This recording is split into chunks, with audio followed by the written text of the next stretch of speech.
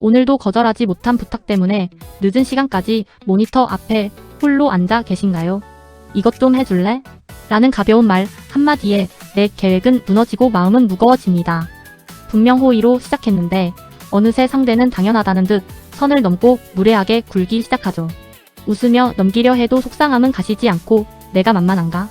라는 의구심만 커져갑니다.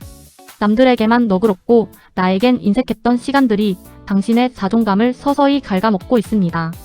착하다는 칭찬이 어느덧 족쇄처럼 느껴진다면 이제 그 고리를 끊어내야 할 때입니다. 단순히 성격 탓이 아닙니다. 당신의 뇌가 상대에게 잘못된 신호를 보내고 있기 때문이죠. 왜 유독 당신에게만 무례한 사람들이 꼬이는지 그 과학적 실체를 오늘 명확히 밝혀드립니다. 당신의 가치를 지키는 가장 지능적인 심리 기술, 지금 시작합니다. 우리는 흔히 거절하지 못하는 자신을 보며 나는 참 착한 사람이야 라고 자위하곤 합니다. 하지만 심리학적으로 볼 때 이것은 진정한 선의라기보다 생존을 위한 불안에 가깝습니다. 무리해서 버림받을까봐 혹은 나쁜 사람으로 보일까봐 본능적으로 방어 기제를 작동시키는 거죠. 착함이라는 가면을 쓰고 자신의 욕구를 억누를수록 상대는 당신의 경계선을 더 쉽게 침범합니다. 사실 당신의 친절은 상대에게 나를 마음대로 써도 좋다는 무언의 허락과 같습니다. 타인의 감정을 우선하느라 정작 가장 소중히 돌봐야 할 당신의 마음은 방치되고 있죠. 이런 가짜 친절은 결국 당신의 에너지를 고갈시키고 관계를 도구로 만듭니다. 이제 착한 사람이라는 프레임에서 벗어나 당신의 본심을 직면할 용기가 필요합니다. 스스로를 속이는 배려는 상대를 괴물로 만들 뿐이라는 사실을 기억해야 합니다. 상대의 무리한 요구에도 나도 모르게 죄송합니다 라는 말이 먼저 튀어나오진 않나요? 잘못한 게 없는데도 사과하는 습관은 당신의 가치를 스스로 깎아먹는 지름길입니다. 불필요한 사과는 상대의 뇌에 내가 당신보다 아래에 있다는 잘못된 신호를 보냅니다. 미안함의 표현이 잦아질수록 상대는 당신을 함부로 대해도 사과받을 대상으로 인식하죠. 이건 겸손이 아니라 갈등을 피하기 위해 당신의 권리를 포기하는 행위와 같습니다. 죄송해요 라는 말 뒤에는 나를 공격하지 마세요 라는 두려움이 숨어 있습니다. 습관적인 사과가 반복되면 당신의 진심 어린 사과조차 가벼운 소음으로 전락하게 됩니다. 이제 미안하다는 말 대신 기다려줘서 고마워요 같은 긍정적인 언어로 바꿔보세요. 언어의 주도권을 되찾는 순간 타인이 당신을 대하는 태도의 결이 달라지기 시작합니다. 상대의 재미없는 농담에 과하게 웃어주거나 영혼 없이 고개를 끄덕이고 있지는 않나요? 이러한 과도한 리액션은 상대의 비위를 맞추겠다는 절박한 신호로 읽히기 쉽습니다. 내 감정의 에너지를 타인에게 무분별하게 상납할수록 당신의 존재감은 가벼워집니다. 상대는 당신을 자신이 무슨 말을 해도 무조건 수용하는 존재로 오해하게 되죠. 감정적 주도권을 상대에게 넘겨주는 순간 당신은 대화의 파트너가 아닌 관객이 됩니다. 때로는 침묵하거나 짧게 대답하는 것만으로도 묘한 긴장감과 무게감을 줄 수 있습니다. 모든 말에 격렬히 반응할 필요는 없습니다. 당신의 감정은 당신의 허락 없이 쓸 수 없습니다. 적절한 거리감을 두는 태도가 오히려 상대로 하여금 당신을 존중하게 만듭니다.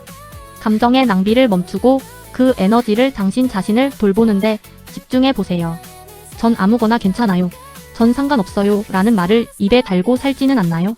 자신의 선택권을 타인에게 양보하는 습관은 배려가 아니라 자아를 지우는 행동입니다. 나의 취향과 욕구를 드러내지 않을 때 타인은 당신을 자기 색깔이 없는 사람으로 봅니다. 나라는 존재가 흐릿해질수록 사람들은 당신의 의사를 묻지 않고 결정을 내리기 시작하죠. 거절이 두려워 내세운 아무거나는 결국 당신을 소외시키는 부메랑이 되어 돌아옵니다. 작은 것부터 내 주장을 펼치는 연습이 필요합니다. 저는 이게 좋아요라고 말해보세요. 당신이 스스로를 귀하게 여기지 않는데 누가 당신을 특별하게 대우해 줄까요? 내 욕구를 솔직하게 표현하는 것은 타인을 공격하는 것이 아니라 나를 정의하는 일입니다. 당신의 목소리가 분명해질 때 비로소 타인과의 진정한 관계가 시작됩니다. 우리 뇌에는 타인의 행동과 의도를 무의식 중에 복사하는 거울 뉴런이 존재합니다. 상대는 당신과 대화하는 아주 짧은 순간에도 이 신경망을 통해 당신의 심리적 위치를 스캔하죠. 굽은 어깨, 흔들리는 눈빛, 자신 없는 말투는 거울 뉴런을 통해 상대에게 고스란히 전달됩니다. 이때 상대의 뇌는 본능적으로 이 사람은 내가 통제해도 안전하겠구나라는 결론을 내립니다. 이건 상대가 나쁜 사람이라서가 아니라 생존을 위해 발달시킨 인간의 서열 파악 본능입니다. 결국 당신이 보내는 비언어적 신호들이 모여 타인에게 당신의 사용 설명서를 써주는 셈이죠. 만약 당신이 스스로를 낮게 평가한다면 상대의 거울 유러는 그 가치를 그대로 복사합니다. 결국 만만함이란 성격의 문제가 아니라 당신과 상대방의 뇌가 주고받은 무언의 약속인 겁니다. 이제 이 무의식적인 서열 신호를 끊어내고 뇌의 주도권을 다시 가져와야 할 때입니다. 우리 뇌 속 편도체는 생존의 위협이 되는 상황을 감지하면 즉각 경보를 울립니다. 갈등이 두려워 무조건 피하기만 하면 편도체는 당신을 낮은 서열로 인식하도록 설계되어 있죠. 스트레스 호르몬인 코르티솔 수치가 만성적으로 높으면 행동은 더욱 위축될 수밖에 없습니다. 문제는 당신의 이런 위축된 에너지가 타인의 뇌에 공격해도 안전한 대상이라는 확신을 준다는 겁니다. 사회적 뇌는 아주 냉혹하게도 반격하지 않는 대상을 먹잇감으로 분류하는 습성이 있습니다. 결국 무례한 사람들은 당신의 편도체 하이제킹 상태를 본능적으로 이용하고 있는 셈이죠. 갈등을 피하려던 당신의 친절이 오히려 상대의 공격성을 깨우는 역설적인 상황이 발생합니다. 이제는 이 생물학적 굴레를 끊고 당신의 뇌에 안전하지 않은 존재라는 신호를 입력해야 합니다. 당신이 선을 긋기 시작할 때 상대의 뇌도 비로소 당신을 존중해야 할 대상으로 재인식합니다. 상대의 무리한 부탁에 1초 만에 네라고 답하고 있지는 않나요? 즉각적인 반응은 상대에게 주도권을 완전히 넘겨주는 가장 위험한 신호입니다.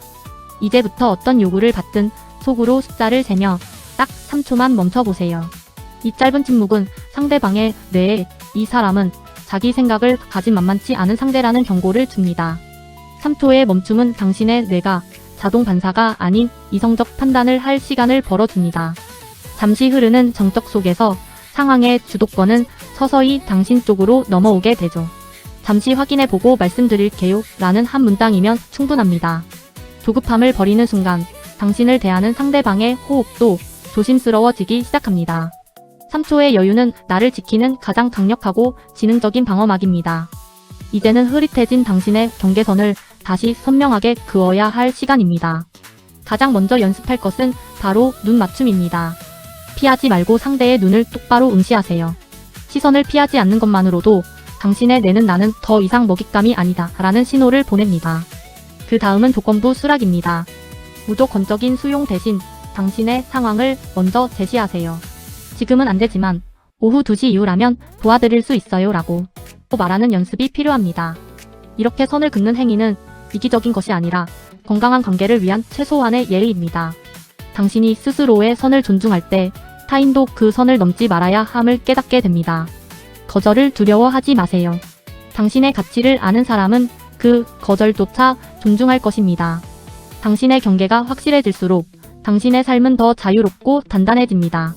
진정한 관계는 무조건적인 희생이 아닌 서로의 경계를 존중하는 것에서 시작됩니다.